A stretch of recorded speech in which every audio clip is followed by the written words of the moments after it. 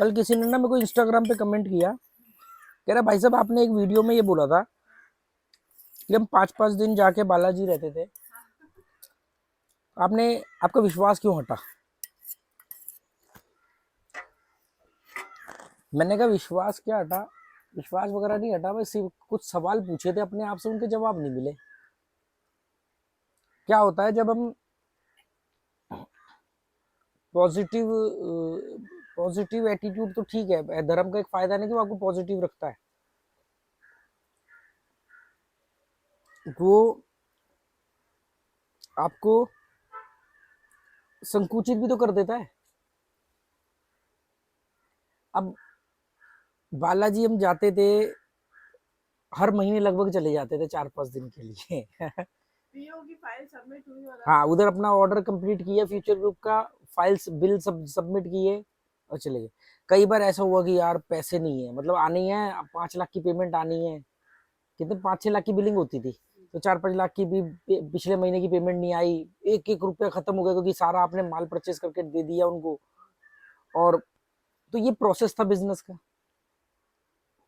उन्होंने कहा कि हम आपको अगले पीओ से पहले हम पिछली पेमेंट दे देंगे, कभी कभी लेट हो जाती थी, तो वो हम क्या करते थे, अपने पैसों से फिर वो ऑर्डर तो कंप्लीट करते थे, पर फिर पेमेंट बिल्कुल खाली हो जाती थी। तो हम जा रहे हैं बालाजी, क्योंकि अब ऑर्डर कंप्लीट है, नए का पीओ नहीं आया, तो गैप है, चलो बालाजी के दर्शन करके आ रहे हैं। और गाड़ी ने जैसे ही क्या हुआ, हमने सोचा कि बालाजी जाएंगे, बैंक से मैसेज आ गया कि आपका पेमेंट आ गया। कई बार ऐसा हुआ कि गाड़ी स्टार्ट करी, मैसेज आया, या मतलब 1-2 बार तो ऐसा हुआ कि जैसे ही हमने वो जो उनका गेट होता है, द्वार बना हुआ है, उसके अंदर हमने एंटर किया, तब भी इसने चेक किया, अरे मेल आ गई, पेमेंट आ गया, वो पेमेंट निकालने का मेल भेजते थे। और हम ये सब कनेक्ट कर रहे हैं, देखो चमत्कार, देखो आशीर्वाद, देखो ये, मतलब घर में अगर सोचा और उसके बाद अगर पेमेंट आ गई, तो हमने कहा देखो सोचने भर से आ गई। उनके वो द्वार पे नजदीक पहुंचे, पहले हैं, तो देखो द्वार आने वाला है पहले, तो पेमेंट आ गई। द्वार में एंटर किया, देखो एंटर करते पेमेंट आ गई। अच्छा, दर्शन करके वापस आए मान लो, और तब पेमेंट आ गई, देखो यार दर्शन करके आते ही पेमेंट आ गई, आशीर्वाद मिल गया।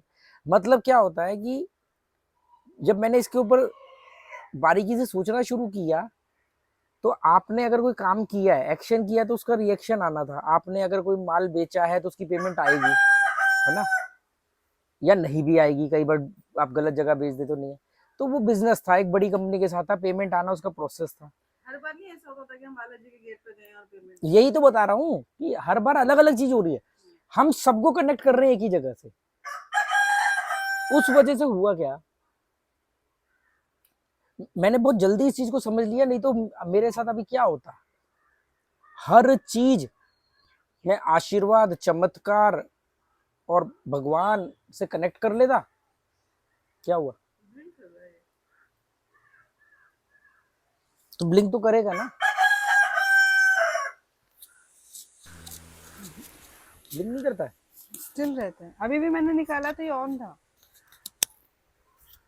हाँ मेरा भी ब्लिंक नहीं कर रहा है। तो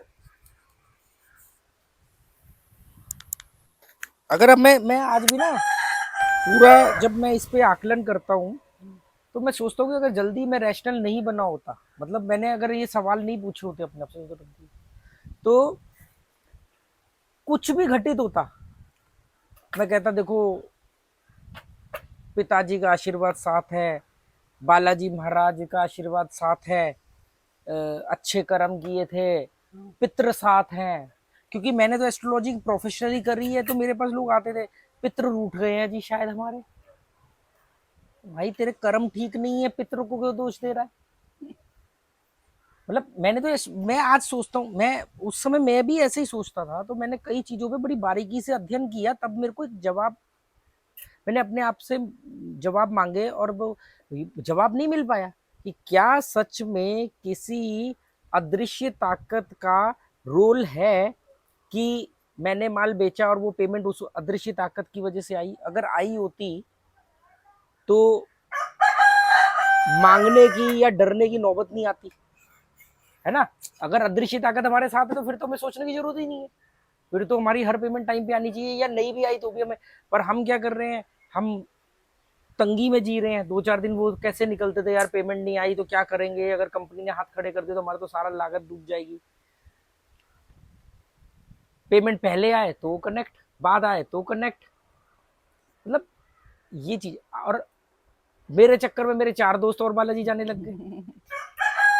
उनको लग रहा है कि इनकी जो ग्रोथ हो रही है वो इसलिए हो रही है कि ये पर्टिकुलर एक को धार्मिक मान। स्थान पर जा रहे हैं। वो भी बस पकड़ के जाने लग गए, रात को जा रहे हैं, सुबह बालाजी पहुंच रहे, दर्शन करके रात को वहां से निकल के आ रहे हैं। मैं सोच रहा हूँ कि इंसान ने अपने आईक्यू लेवल की क्या धज्जियां उड़ाई हुई हैं। आपने कोई काम किया वो तो उसका प्रोसेस था ना, है ना।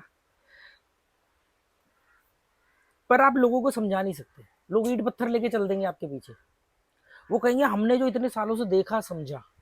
अगर एक भी आदमी ये कहता है, मतलब मेरे से कोई ये कहता है कि जी मैं किसी पर्टिकुलर चीज को मानता हूँ, कोई कुल देवी है, कोई पित्र है, कोई भगवान है, कोई पूर्वजों को आशीर्वाद है, ये है वो है, जो भी कुछ है, तो मैं उनसे पूछूंगा कि इसका मतलब आपको जीवन में कभी कष्ट नहीं हुआ, मतलब सारे काम आपके बनते चले गए। तो उनके जवाब क्या आते हैं, मैंने जब पूछा उनसे तो कहते नहीं ऐसा नहीं है, कुछ फैसले गलत भी हुए, बहुत तकलीफ भी उठाई, बहुत ये भी हुआ, पर फिर हमारे पास उनका आशीर्वाद था तो हमें फिर सब कुछ ठीक हो गया। मैंने कहा अगर आशीर्वाद था तो फिर खराब क्यों हुआ? तो खराब हमारी गलती से हुआ, हमने कोई गलतियां कर दी होंगी। और ठीक क्यों हुआ? ठीक उनके आशीर्वाद से हुआ। आज मैं गोवा किसी आशीर्वाद की वजह से बैठू। अगर मैं गोवा से जाऊंगा तो ये मेरे फैसले होंगे। मैं कल को डिमोशन होगा तो मेरी कोई गलतियां होंगी, प्रमोशन होगा तो मेरे, मतलब आपका भगवान आपके अंदर है। मैं मेन बात ये कह रहा हूँ कि आपकी जो ताकत है, अदृश्य ताकत है, वो आपके अंदर है। आपका अवचेतन मन है, आपकी ताकत आपका। मुझसे कोई पूछता है आप भगवान को मानते हो? हाँ मैं मानता हूँ भगवान को। पर कौन से भगवान की आप बात कर रहे हो? मैं वो मैन मेड भगवान की बात नहीं कर रहा हूँ। एक नेचर ने हमारे को बना के दिया। देख, हमारा अवचेतन मन हमारा भगवान है सबसे। वो सुन रहा है इस समय मैं क्या बात कर रहा हूँ क्या नहीं। वो मुझे लगता है कि मैं कॉन्शियसली कोई काम कर रहा हूँ, एक्चुअली वो काम सबकॉन्शियसली डिजाइन हो चुका है। और कमाल की बात है कि हमारा भगवान हम ही बनाते हैं। एक क्रिमिनल आदमी का भगवान भी क्रिमिनल होगा, अवचेतन मन क्रिमिनल होगा, वो उसको जस्टिफाई करेगा। जो सुपारी लेकर के मर्डर करते हैं तो वो भी ये कहते हैं कि भी भगवान का आशीर्वाद है, हम क्या करें ये क्या करें। उनका भगवान उनको जस्टिफाई करता है। एक चोर का भगवान चोर को जस्टिफाई करता है कि भी भाई हम क्या करें, धरती पर आए हैं, सब लिखा हुआ है और हमें भी तो पेट पालना है। हर तो हमारा भगवान अगर नैतिक है तो वो हम बनाएंगे, और नैतिक है तो हम बनाएंगे। और नैतिक अनैतिक भी सबका इंडिविजुअल होने चल जाता है। इसी चीज का तो फिर वो एस्ट्रोलॉजर लोग बोलते हैं हाँ तो आस्था में ये जो कमी रह गई पंडित होगी। पुरोहित ज्योतिष जो है, मैंने तो 2-2.5 साल प्रोफेशनली एस्ट्रोलॉजी करी है। मेरी एस्ट्रोलॉजी क्यों नहीं चली? क्योंकि लोग बोलते थे कि एक वो एयर होस्टेस आई थी, तो मैंने उसको बोला कि मैंने उनको समझा के भेजा, तो वो कह रहे चलते टाइम गेट पे उन्होंने बोला कुछ कोई स्टोन कोई नग वगैरह ही दे दो जो मतलब कुछ हो लगे जाए, कि हमने कुछ किया मतलब है। कुछ किया है। अरे याद है हम वो जो मेरे फ्रेंड की फैमिली के साथ हम लोग गए थे, जब बालाजी जा रहे थे साथ में, दोनों गाड़ियां थी, तब हमने नई अमेज दी थी और वो अपनी अल्टो में। तो हम लोग मथुरा होते हुए गए थे, मथुरा में हम रुके थे।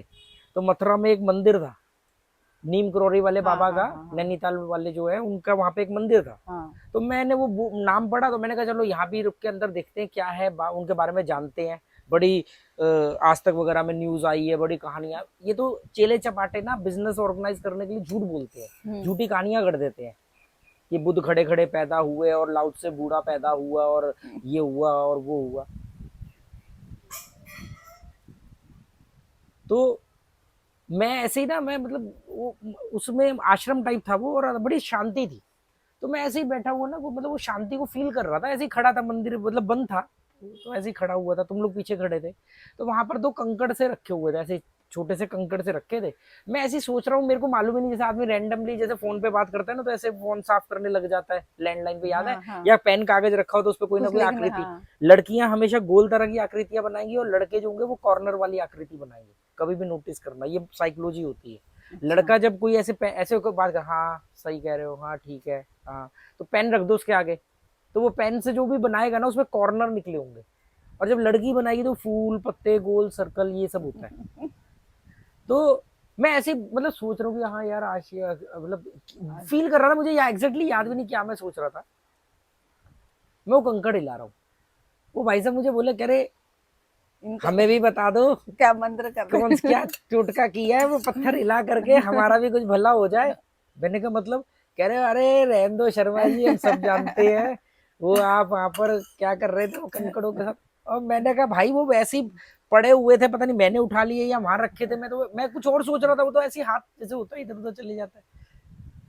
क्या करोगे आप बताओ? वो वहम तो चढ़ जाता है। वहम नहीं, मूर्खता, मूर्खता, मूर्खता की इंतहा। अगर आप सिग्नोफेनिया एक साइकोलॉजी में बीमारी है, मानसिक बीमारी है और बहुत आम बीमारी है, प्रोनाउंसिएशन में शायद उसका ढंग से नहीं कर रहा हूँ, सिग्नोफेनिया। उसके ना कई सारे रूप है, कई सारे प्रकार है उसके। उसको जब तू पढ़ेगी, और उसका जब मैंने रिसर्च पढ़ा था, तो कह रहे कि ये इतनी आम बीमारी है कि हर 2 में से 1 आदमी को होती है, या 3 में से 2 तक को भी होती है। अच्छा। इसके जो शुरुआती सिम्टम्स है वो क्या है कि व्यक्ति को ऐसे लगता है कि कोई ताकत उसके साथ है, उसको संभाल रही है, उसको प्रोटेक्ट कर रही है। अब वो उसका मरा हुआ बाप हो सकता है या माँ हो सकती है। जैसे वो एक बहुत बड़ा डायरेक्टर कहता है मेरे पिताजी मुझे देख रहे हैं। अरे कहाँ से देखेंगे पिताजी यार, आंखें तो तूने 7 मन चिता के अंदर जला डाली, कैसे देखेंगे बता? सही बात है। जब आपने कोई भी चीज को देखने के लिए जैसे कैमरा चाहिए ना, बिना कैमरे के आप बोलो, बिना कैमरे वाला फोन लेके आप बोलोगे कि रिकॉर्डिंग कर रहा हूं मैं, तो हर चीज के लिए ऐसी कुदरत ने आंखें बनाई, आंखें हमारा कैमरा है, उसको आपने जला दिया। एक तो वो डेड हो गई, डेड हो गई, उसमें से चेतना चली गई, अब वो काम नहीं कर रही है, वो कैमरा डेड हो गया। वो फिर भी ऑलरेडी आपने जाकर के उसको 7 मन चिता के अंदर जला दिया। 7 मन बोलते हैं, जलाते तो 2-3 मन में ही है, रूल 7 मन का है। जला दिया, फिर भी आपको सब्र नहीं आया, फिर भी आप बोल रहे हो कहीं से देख रहे हैं। तो मतलब वो नहीं देख रहे हैं, आप फील कर रहे हो कि वो आपको देख रहे हैं, है ना? सही बात। तो ये कि कोई हमें देख रहा है, किसी का आशीर्वाद है, कोई ताकत है हमारे साथ, हमें बचा लेती है हर बार जी। हर बार नहीं बचाती, कभी कभी बचाती, कभी कभी आप नहीं बचते हो। जब जब वो बचाती है तो आप बोलते हो कि ताकत साथ थी, जब जब वो नहीं बचाती है तो आप अपने अंदर दोष ढूंढते हो। ये तो हो गया सकारात्मक रूप थोड़ा सा सिग्नोफेनिया का। नेगेटिव रूप ये हो गया कि इसी में ही कि हमारी तो किस्मत ही खराब है, पता नहीं हमने कौन से कर्म किए होंगे, हमारी तो किस्मत में नहीं लिखा है, अब भाग्य में नहीं लिखा है तो क्या करें। अब जीवन ऐसे ही कटेगा जी, जीवन में हमारे लिखा है सबको सब कुछ नहीं मिलता। हाँ बिल्कुल सही बात है, सबको सब कुछ नहीं मिलता, निकम्मों को काबिल आदमी वाली चीजें नहीं मिलेंगी, कॉमन सेंस है। एक नाकाबिल व्यक्ति ये कहे सबको सब कुछ नहीं मिलता, बिल्कुल सही बात है। आप में जितनी काबिलियत होगी आप उतना ले जाओगे, मैं और ज्यादा काबिल हूंगा, मुझे और मिलेगी, मैं और निकम्मा होऊंगा, मेरे से ये भी चले जाएगा। तो सिग्नोफिनिया पे इसका एक अगला स्टेप वो है जो अभी हमारे घनिष्ठ मित्र के भाई साहब को हो गया। क्या प्रॉब्लम है कि व्यक्ति मायूस हो जाता है, आंखें इल्यूजन पैदा करती हैं, दिमाग हेल्यूजन पैदा करता है, आंखें इल्यूजन। अब आंखें अगर ज्यादा, आंखें हमारी ज्ञानेंद्रिय है, सेंस है। हाँ। अगर वो इल्यूजन पैदा करने लग गई तो सफेद हिलता हुआ कपड़ा भी आपको आत्मा दिखेगा, क्या आत्मा है, क्या करोगे? बॉम्बे में जब मैं गया था 15 साल की उम्र में घर छोड़ करके, तो मौसी का घर चाल में था, तो मैं बाहर सोता था रात को फोल्डिंग पलंग डाल के। तो वहां पर एक मुर्गा था, वो उबलाल चाचा बोलते थे, उबलाल चाचा होटल था उनका सामने ही। तो उन्होंने एक मुर्गा पाला हुआ था, वो काफी साल पहले यूपी से आके मारा है, तो उन्होंने मुर्गा पाले हुए थे, मुर्गियां ऐसे खुले घूमते रहते। उसमें उनका एक बहुत जबरदस्त मुर्गा था, वो मतलब कहते कि मतलब मैंने 10 साल से तो मैं देख रहा था उसको, मतलब बूढ़ा होके मरा है वो पूरी तरह। तो वो मुर्गा ना, जैसे ये डोडो सुबह 5:30-5 बजे शुरू हो जाता है, तो मैं वहां सो रहा हूँ, वहीं पे एक छोटा सा आम का पेड़, अभी ज्यादा बड़ा नहीं हुआ था आम का पेड़, उसके ऊपर वो चढ़ के सो जाता था। सुबह उसने 5 बजे शोर मचाना और लगातार कई बार मचाना, मैं परेशान होता था। तो मैं कोई पत्थर पड़ा तो उठा के मारता था उसको, मतलब उस डायरेक्शन में फेंकता था, अंधेरा होता था, पेड़ की तरफ फेंकता था कि भाई पत्थर की आवाज से चुप हो जाएगा। इरिटेट होता, नींद में था, 15-16 साल की उम्र थी। जैसे अभी भी डोडो भी परेशान करता तो कई बार हम इरिटेट हो जाते। तो वहां पर पीछे कोई गली में एक लेडी रहती थी, बुजुर्ग लेडी, वो सुबह सुबह नहा धो के 5 बजे के आसपास बाल सुखाने के लिए खुले बाल करके वहां आती थी। तो कई दिनों बाद वो मौसी को बोली, कह रही यहाँ ना कुछ है, ये आम के पेड़ पे, मैं कई बार सुबह आती हूँ ना, यहाँ से अजीब अजीब आवाजें आती हैं। 1-2 बार तो पत्थर भी किसी ने फेंके मेरी तरफ, मतलब पत्थर गिरा, तो मैंने ऐसे फेंका तो पत्थर टकरा के सीधा नीचे गिरेगा, हाँ। है ना। तो मौसी राजेश भाई को बता रही थी और मैं वहां बैठा हुआ था। मैंने कहा अरे वो तो मैं फेंकता हूँ वो। तो फिर मौसी ने बोला ऐसे मत फेंकेगा, लग लगा जाएगी। मैंने कहा मुझे क्या मालूम, कोई सुबह 5 बजे भी यहाँ पे आकर अंधेरे में खड़ा हो जाएगा। तो मैंने कहा वो तो मैं फेंकता हूँ। अब देखो कहाँ से, क्योंकि क्या है, दिमाग ने पहले आंसर खोज रखा है। हाँ, तार्किक व्यक्ति क्या करेगा कि अगर वो रात को अंधेरे में जा रहा है, उसको कोई आकृति दिखेगी तो वो सवाल करेगा ये आकृति कैसी है। वो कहेगा यार ये आकृति जो है ये तो, अरे अच्छा पेड़ की शेडो है, हाँ, पेड़ की शेडो है। मून लाइट है ना, 14 जो कलाएं होती है मून की, जो कम ज्यादा होती हैं, तो वो उसमें कलाओं में आकृतियों की शेप भी बदलती है। तो वो ऐसा आदमी कहेगा अच्छा यार ऐसे है वैसे, कुछ भी कह आंसर निकालेगा। जो सिग्नोफेनिया का शिकार होगा वो कहेगा यहाँ कुछ है। कुछ है। हम हाईवे से आते हैं, हम इतनी बार इतनी जगह पर रास्ते में रुके, रात को भी दिन में भी, ऐसे जैसे गाड़ी रोक दी, कुछ हमें कुछ नहीं हुआ, हमें आज है तक ना। कभी कुछ नहीं पर दिखा। अगर कोई तुम्हें कह दे कि यहाँ पर कोई मरा गया था, उसकी गर्दन काट दी थी, तो गर्दन कटी हुई आत्मा घूमती है, आपकी गाड़ी की ब्रेक ही नहीं, आप ब्रेक ही नहीं मारोगे वहां पे। हाँ, घबराहट में आपको लगेगा आप ब्रेक मार रहे हो, ब्रेक नहीं मार लग रही होगी, और आप बोलोगे उस इलाके में तो ब्रेक नहीं ब्रेक नहीं लगती। लगती। ये अरे कितने वो आती है ना शॉर्ट्स वीडियो में, कहीं देखता हूँ कि हर हर महादेव, हर हर महादेव। क्या हुआ, पहाड़ पे जी शिव की आकृति बनी। भाई आप ना देखो, इसको बहुत साबित किया, कुछ रंग ले लो और उसको ना ऐसे पेपर पर उड़ेल दो, ऐसे फेंक दे जनरली हाँ, व्हाइट पेपर पे, और किसी भी अनजान आदमी को बुला और उसको बोल कि इसमें कुछ ना आकृति बनी हुई है ढूंढ। वो कोई ना कोई आकृति उसमें से निकाल लेगा। वो कहेगा हाथी बनना है, वो कहेगा कोई हिंदू आएगा तो वो बोलेगा अपने अरे ये तो गणेश जी बने हुए हैं, या शंकर भगवान है, या राम जी हैं, देखो धनुष दिख रहा है।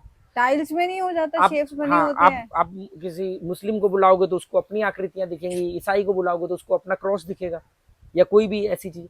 तो ये हमारा वही दिखेगा दिमाग, जो हमारे दिमाग में है। अच्छा आकृतियां वही बनेंगी जो आपने आज तक देखी है पैदा होने से अब तक। हमारा जो दिमाग है ना वो बहुत क्रिएटिव है, बहुत क्रिएटिव है। वो बादलों के जो झुंड होते हैं उनमें भी वो शेप ढूंढ लेगा, बना वो लेते हैं। क्रिएटिव है बहुत। उसको हम लोग इन सब चीजों से संकुचित कर रहे हैं, नष्ट कर रहे हैं। मेरी क्या औकात है इन लोगों को समझाने की, जब इतने बड़े बड़े सुकरात, प्लेटो, अरस्तु, इंडिया के अंदर भी अभी जो शंकराचार्य हैं, उन्होंने तो ये बोला था कि भाई ईश्वर को पाने का एकमात्र रास्ता ध्यान है, मेडिटेशन है। अब यहाँ पे इंडिया में लोग कंसंट्रेशन को मेडिटेशन समझ के बैठे, तो कोई क्या करे। उन्होंने बोला भक्ति मार्ग केवल एक माहौल सेट कर सकता है, पर भक्ति मार्ग रास्ता नहीं हो सकता है। ये बोला उन्होंने हाँ, कि जो भक्ति मार्ग है या जो कर्म कांड है, कि आपने आंख बंद करके मंत्र जपने शुरू कर दिए या आपने हवन यज्ञ कर दिया, ये आपके अंदर एक फील ला सकता है, वहाँ एक माहौल ऐसा क्रिएट कर कि सकता है, शांति आपको है, टिके रहने में खुशबू है। मदद कर सकता है, हाँ। पर ईश्वर आपको ध्यान से ही मिलेगा। अगर आप इन चीजों के बगैर ध्यान लगाना आता है तो भी आप ईश्वर को पालोगे। ईश्वर मतलब कोई शेप नहीं, ईश्वर मतलब नॉलेज की वो चरम सीमा जहां पर आपको दुख दर्द तकलीफ, ना खुशी पे आप खुश हो रहे हो ना दुख पे आप रो रहे हो, वो लेवल पे पहुंचना और बूढ़े होकर मर जाना। जिन लोगों ने ईश्वर को पाया, जिनको हम मैसेंजर कहते हैं, वो भी तो बूढ़े होकर मरे ना। गुरु नानक देव जी ने तो कभी कोई योगा नहीं करी, कभी कोई उन्होंने वो ऐसे शेप में अलग पोज में बैठ के ध्यान लगाया। उनका तो शरीर ढीला ढाला शरीर था, वो तो सिर्फ गाना गाते थे उन्होंने, और ऐसा भी नहीं कि वो संगीतकार थे। उनका गाना इतना अंदर से आता था कि वही उनका मेडिटेशन। मेडिटेशन की सिंपल भाषा है कि जैसे मैं अभी जो बोल रहा हूँ मुझे इसमें मजा आ रहा है, तो ये मेरा मेडिटेशन है। मैं बाहर देख, मुझे यहाँ रहते हुए 10 महीने हो गए। 10 महीने में मैं जितनी बार भी यहाँ से बाहर निकलता हूँ तो वहां पर मेरे कदम खुद रुक जाते हैं, मेरी आंखें खुद वही नदी जिसको मैं 10 महीने से देख रहा हूँ, फिर वो ऐसे देखती जैसे पहली बार देख रहा हूँ, और ऐसे ना मेरे चेहरे पे एक मुस्कुराहट आ जाती। वो है मेडिटेशन, क्योंकि मैंने प्लान नहीं किया ना। हाँ। मैं ऐसा थोड़ी कि मैं जा रहा हूँ, वो जैसे मैंने बताया था वो कन्याकुमारी में लड़का मिला था कि देखो क्या विवेकानंद जी भी 25 दिसंबर को पहुंचे थे, मैं भी यहाँ आया। उसने हल्की हल्की दाढ़ी रख ली, ऐसे अंगूठा ऐसे नहीं फेंक रहा है, वो भगवा कलर का अंगूठा फेंके ऐसे धीरे से, फिर ऐसे से चल रहा है कि मतलब विवेकानंद के साक्षात अवतार आ गए। मैंने कहा भाई तू 25 दिसंबर को यहाँ पहुंचा, मैं भी पहुंचा, और हमारे साथ और 20,000 लोग पहुंचे होंगे। कोविंद जी भी आए थे। और हाँ, राष्ट्रपति रामनाथ कोविंद जी भी आए थे। क्या करोगे आप यार? सही बात है। मेडिटेशन का मतलब ये है ध्यान लगाना नहीं, ध्यान लगाना मतलब कंसंट्रेशन, ध्यान का लग जाना। अब मैं तेरे से बात कर रहा हूँ पर पीछे पत्तों का शोर आ रहा है, मैं प्लान करके पत्तों का शोर नहीं सुन नहीं रहा हूँ, सुनना, सही बात है। वो मेरे कानों में आ रहा है और उसका असर अंदर जो मेरा भगवान बैठा है चेतन मन, वो उसको ऑब्जर्व कर रहा है। इसलिए हमें आज किसी मूर्ति, किसी आकृति, किसी प्रकार, किसी कर्म कांड और किसी कर्म कांड वाले धर्म की जरूरत नहीं है। हम सच्चे धार्मिक है। सच्चे धार्मिक की सबसे पहली पहचान होती है कि उसको डर नहीं लगता। अब बता दो मुझे डर लग रहा है? अब 4 गुंडे डंडा लेके खड़े हो जाएंगे, वो मैं डर तो डर जाऊंगा। अलग है। वो डर अलग है। वो तो आप दुनिया के सबसे बहादुर आदमी को बोलोगे ट्रेन के आगे खड़े हो जाती, तो बहादुर तो ट्रेन के आगे खड़े होकर दिखा। हाँ, वो कैसे खड़ा हो जाए? वो क्योंकि मेरा जो भगवान है वो मुझे प्रोटेक्ट कर रहा है। अब चेतन मन का काम है आपको जिंदा रखना। अब चेतन मन आपको एक कोशिका के जीव से बहु कोशिकी जीव बनाता है। आप एक कोशिका के जीव होते हो ना, फिर आपको करोड़ों कोशिकाओं का जीव बना देता है वो। उसका मकसद है आपको जिंदा रखना। जिंदा रखना। आप सामने से आती हुई गाड़ी को देखोगे, आप बचोगे। इसका मतलब नहीं कि आप बच गए हो, देखो गाड़ी आई तो हट गया, डर गया। हमें वो गेम खेलते हैं ना ऐसे। हाँ, वो गरम मसाला वाला। कितनी बार आप हाथ नहीं हटाओगे फिर भी आपका हाथ अपने आप हट जाएगा। हाँ। क्यों? क्योंकि आपके अवचेतन मन का एक ही काम है, आपको जिंदा रखना, खुश रखना, सुख से रखना और सुरक्षित रखना। तो यही तो काम भगवान का होता है, यही तुम भगवान से उम्मीद करते हैं। तो भगवान फिर कौन हुआ? अवचेतन मन। आप जा रहे हो, खुद ही मंदिर बना रहे हो, खुद ही उसमें मूर्ति स्थापित कर रहे हो, खुद ही कह रहे हो प्राण प्रतिष्ठा हो गई, खुद ही आशीर्वाद मांग रहे हो, खुद ही उनको नहला रहे हो, खुद ही उनको 56 भोग लगा रहे हो, खुद ही कह रहे हो रूठ गए, खुद ही कह रहे हो मान गए। क्या करे यार। पता नहीं वो छोटे पे को दीवार पे रेड कलर का डॉट लगा के अब इसको घूरो बैठ के इतनी देर तक, उससे आपका मेडिटेशन होगा। कुछ नहीं होगा। आप बेकार के कचरा शोर को अपने अंदर आने से रोक दो। आज मेरे फोन में 2-2 महीने में घंटी नहीं बजती। सही बात है। जिन 2-4 लोगों को फोन करना होता है, मेरा मन करेगा तो मैं करूंगा, वरना नहीं करूंगा। घंटी नहीं बजती। लास्ट डायलिंग देखता हूँ 2 महीने पुरानी, वो भी रिसीविंग होती है किसी के, यार मेरा मन किया उठा लिया। तो अब जब शोर नहीं आ रहा है तो कुछ तो आ रहा है। ऐसा थोड़ी कि अच्छा अभी शोर नहीं आ रहा है तो कानों ने काम करना बंद कर दिया। सेंसेस काम कर रहे हैं। सेंसेस सुन रहे पत्ते का शोर, ये कौवे की आवाज, सुबह बगुलों की और वो चिड़ियों की आवाज। इनकी जुगलबंदी देखा कर, वो उधर से चिल्लाएगा, फिर वो चिल्लाएगा, फिर वो चिल्लाएगा, फिर वो चिल्लाएगा। मुझे तो यहाँ के मन पर हर कौवे की आवाज अलग अलग अलग होती है। क्यों? तुमने ये कैसे पहचाना? हाँ। आप कभी भी देखो कौवे की आवाज एक जैसी लगेगी हर जानवर की, क्योंकि अब आप उनके बीच में रह रहे हो। अब आप एक लेयर आगे उतरे हो, अब आप बाहर से नहीं दिख रहे हो, अब एक लेयर आगे उतरे हो, तो आपको डिफरेंस मालूम पड़ रहा है। ये डिफरेंस कौवे तक सीमित नहीं है, कोई तुम वन्य जीव विशेषज्ञ नहीं है। नहीं, सही बात है। ये ऑटोमेटिकली तुम्हारे अंदर बदलाव हुआ है और ये तुम्हारी जिंदगी को लेके भी होगा। अब तुम्हारे आगे आके कोई सास बहू की बात करेगा, तुम्हारा ना सिर भिन्ना जाएगा। यार आदमी इतना भी मूर्ख हो सकता है कि सास बहू की बुराई कर रही है, बहू सास की बुराई कर रही है। तेरे दिमाग की घंटियां ऐसे झिन्नाने लग जाएंगी कि क्या करूंगा। कोई आके क्रिकेट की बात करे, कोई पॉलिटिक्स की। अभी मैंने कल एक बंदे से बात करी, उसके इंस्टाग्राम पर मैसेज आए थे, सर मुझे बात करनी है आपसे, मैं बहुत परेशान हूँ, मुझे प्लीज मेरे से बात करो, ये करो। तो मैंने पूछा रिगार्डिंग, उसने लिखा कसीनो, गैम्बलिंग। मैंने कहा यार मैं नहीं कर सकता, मैं मतलब जो था मैंने वीडियो में बता दिया है, मैं नहीं बात करूंगा। उसने बोला मैं छोड़ना चाहता हूँ, मैं छोड़ता हूँ पर फिर आ जाता हूँ। मैंने कहा इससे बात करनी चाहिए। फिर मैंने उस व्यक्ति से बात करी, उसने बोला मैं 22 लाख रुपए का मैंने लॉस उठाया। मैं कहा 22 लाख रुपए का लॉस कोई बड़ा लॉस नहीं है, तो फिर कमा लेगा। बहुत राइट टाइम पे तुम्हें ये बात समझ में आ गई। 22 लाख की हाय हाय छाती मत पीटो, नहीं तो और 22 चले जाएगा। मैंने कहा तुमने तो चलो एक एक्शन किया, एक कर्म किया, उसकी वजह से 22 लाख रुपया डूबा। एक आदमी बिजनेस क्लास में अमेरिका से यहाँ आ रहा था, उसने 2 पैक फोकट की दारू के चक्कर में ज्यादा पी ली और एक औरत पर पेशाब कर दिया, उसकी नौकरी चली गई, वो जेल चले गया, उसकी फोटो मीडिया में आ गई, उसका नाम, उस बेचारे ने कौन सा जुआ खेला था? कोरोना में इतने लोगों की दुकान धंधे बिजनेस बर्बाद हो गए, इतने जो पूरे, सही बात है, एक लॉस समझ के बिजनेस में छोड़ देना। करोड़ों लोग हैं जो सिर्फ ट्रैवलिंग टूरिज्म के ऊपर जिंदा है। सही बात है, पूरा गोवा, पूरा 2 साल पूरा कोविड के चक्कर में पूरी दुनिया का टूरिज्म बंद रहा। सही बात। उन्होंने कौन सा जुआ खेला था?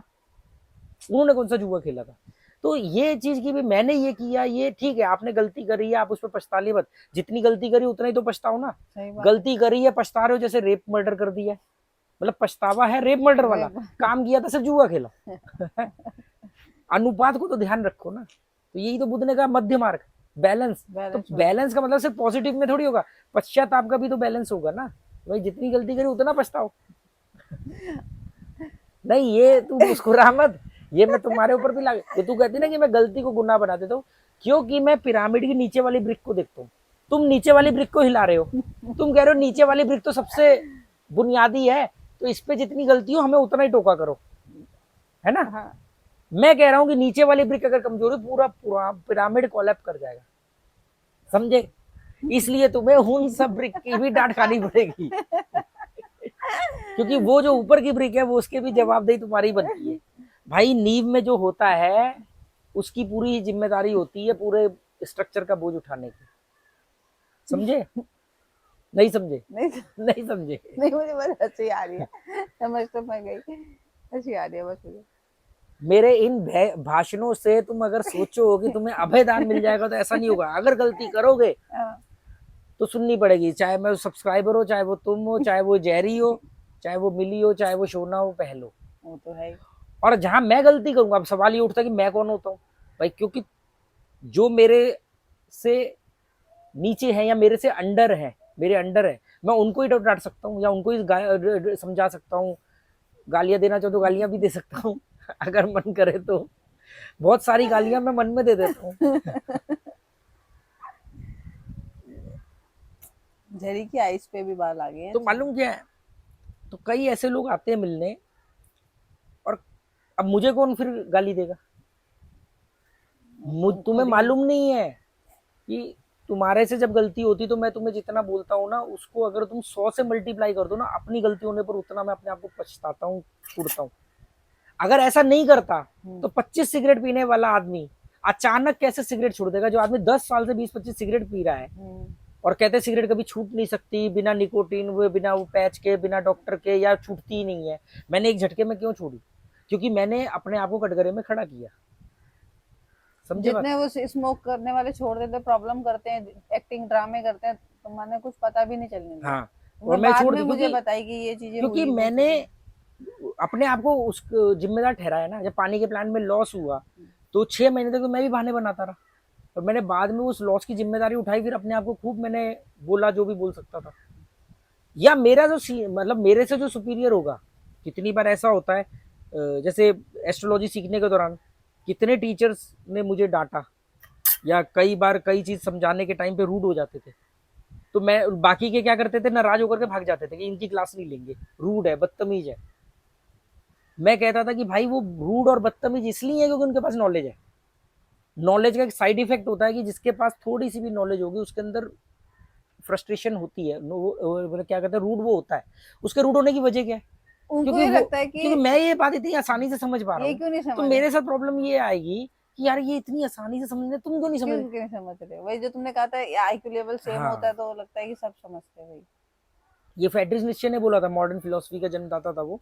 उसने ये बात बोली थी कि जो आदमी जिस लेवल पर होता है उसको लगता है कि एटलीस्ट दुनिया इतना तो सोचती ही होगी, इससे नीचे नहीं सोच ये तो सकती। एक आसान सी बात है, एक समझ मूर्ख जाना आदमी चाहिए। भी, जो मतलब मूर्ख में भी तो कैटेगरी होती है, तो जो टॉप लेवल वाला, अपर लेवल का जो मूर्ख है, वो भी ये सोचता है यार इससे नीचे कोई आदमी कैसे मूर्ख हो सकता है, इतना तो समझ में आ जाना चाहिए भाई।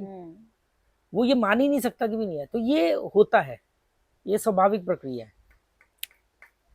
चलो यार, चाय बनाना हो, चाय पीनी है, 43 मिनट का वीडियो हो गया, और हो सकता है किसी का दिमाग का ढक्कन खुले अगर कोई यहाँ तक पहुंचा हो तो। Okay, goodbye, thank you.